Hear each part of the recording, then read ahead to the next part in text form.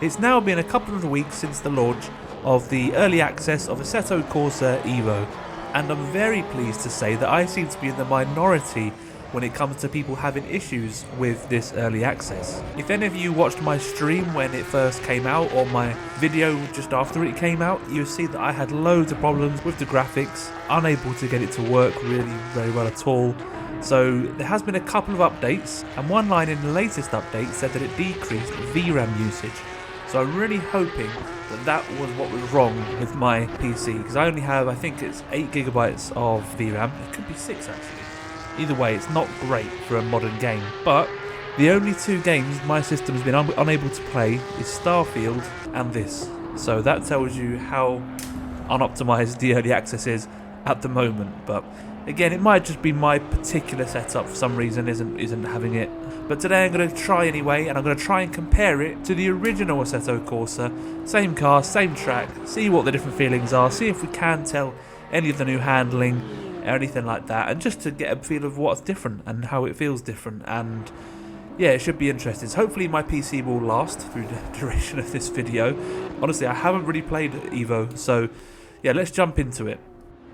So here we are then, we're in the S2000, of course, one of my favourite cars of all time, at Laguna Seca in the original Assetto Corsa. I wanted to try this first, just to get a feeling of how the old game used to feel, just so I can reacquaint myself and do a direct comparison, rather than just sort of saying, you know, I think it's a bit different, I think it does this, I think it does that. So we'll get a really good comparison now of what it's actually like to be different. As you can see on this, I've got the graphics fully maxed out. I've got Sol, I've got, you know, the latest and greatest custom shaders patch, and we're getting about 85 frames per second on average. So you'll see the difference that I get with Assetto Corsa EVO in a minute. But yeah, it feels good. The car feels quite slow in a straight line, but I've never driven an S2000. I've been told that they do lack quite a bit of power. But hey ho, I'm not gonna judge it on that.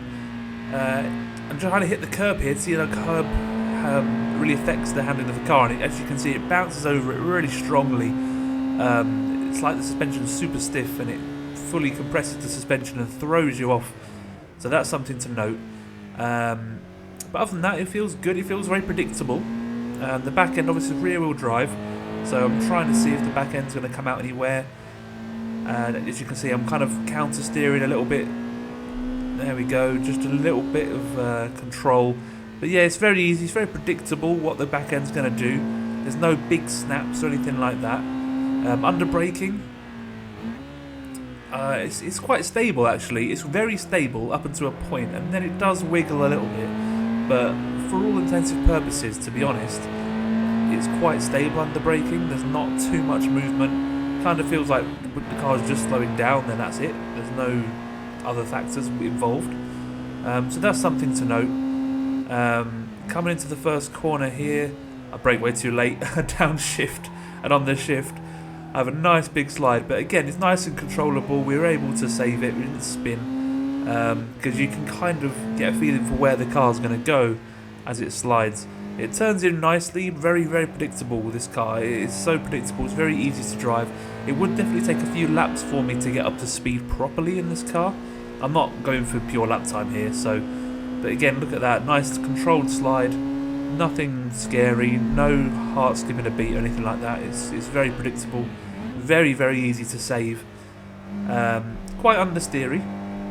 But you can kind of save it on the exit of the corner with the throttle. Put the throttle on, and the back end kind of pushes round the sort of corner, if you like, and helps you through. Again, nice bit of controlled slide, a bit of preemptive oversteer, just to make sure the back doesn't step out more than we want it to.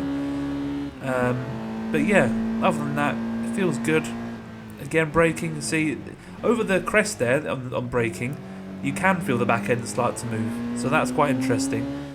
Through the compression, you can't really feel that, to be honest, but you can definitely feel some weight transfer. Not an awful lot of weight transfer. You can't really feel any body roll.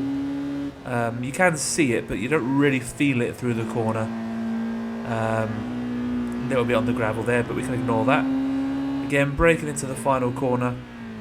Not going to set the world on fire with these lap times, but that's okay. But we'll see what it is anyway as we come across the line. We did a 52.2 the last time. and this time it's going to be a 50.9. So that's where we are. Now I've got a good benchmark. Let's go take a look at EVO and see what the differences are.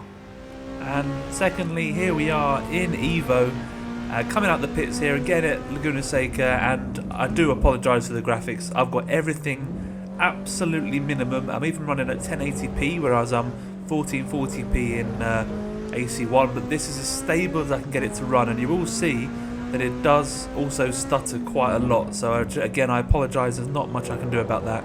And the top right, you can see I'm getting about 38, 37 frames per second. So this is as good as I can possibly get it. But yeah, in terms of the car handling, which is more important, it feels a lot more grippy, and the car is much quicker in a straight line. So it might just be a bad mod on the other one. I don't know if maybe AC EVO is more powerful, I don't know. But yeah, you can definitely feel there's more power and there's much more grip in the front tyres.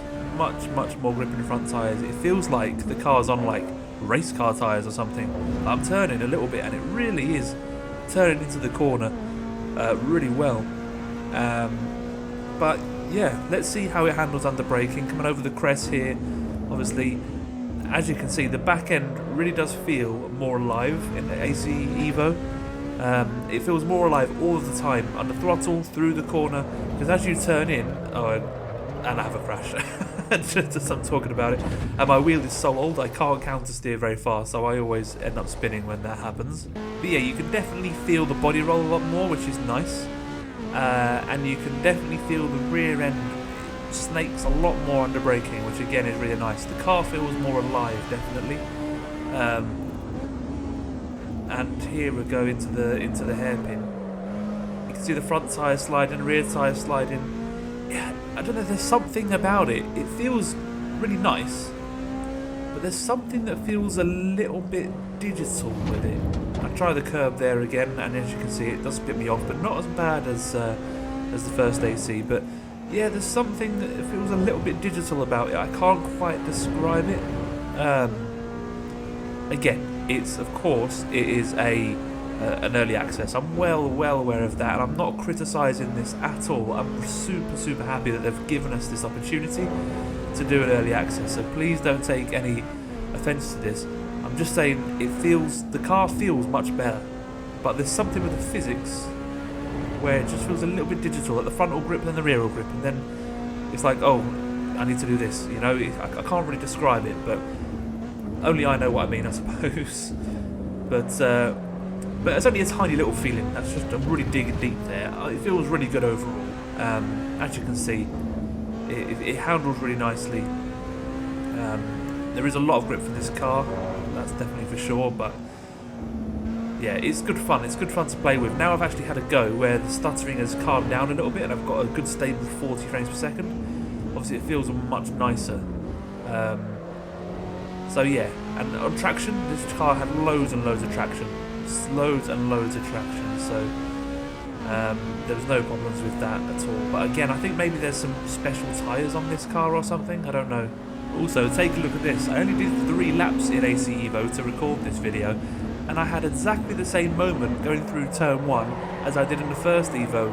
I come in, I brake too late, I downshift without properly doing a heel and toe. Back end comes out, and I have the exact same moment. I think that's awesome. I think that's really cool. So it definitely shows similarities, and the way the physics work underlying are obviously very similar, so they're both really good.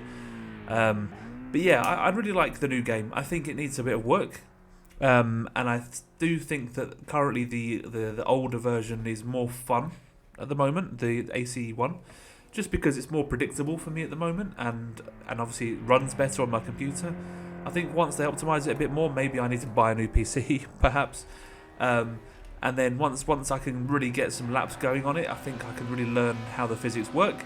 And once it gets some updates, hopefully in the next couple of months, yeah, I'm really excited to see where it goes. So yeah, it's definitely improved with the updates, so I'm really happy about that, and hopefully it just carries on improving. And I can't wait to see what's next, and when the online mode gets unlocked and stuff like that. We'll have lots more videos of the Driving Academy and things, so yeah, lots to look forward to. But I love both games, and I'm going to carry on playing both of them because I love both of them. So Let me know what you think down below. I'm really interested to hear what you think. Do you still play AC1 or do you only play AC EVO now? Please do subscribe, like the video, and I'll see you in the next one. Cheers.